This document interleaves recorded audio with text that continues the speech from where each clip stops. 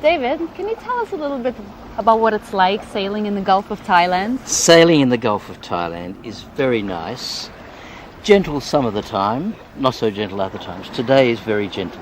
It's beautiful. Yes. But the Gulf of Thailand, people sort of associate it with Pattaya and sort of dirty sea and that, which is absolutely untrue. I agree, 100%. The sailing area is usually quite clean.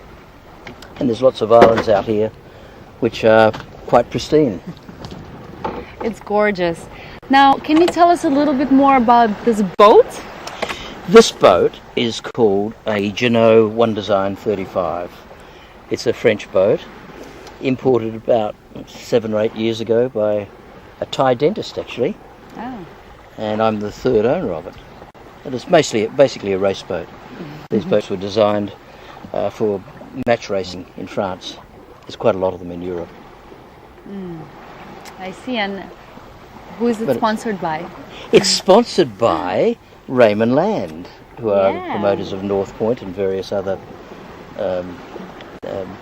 projects that they have going. Great, thank you very much.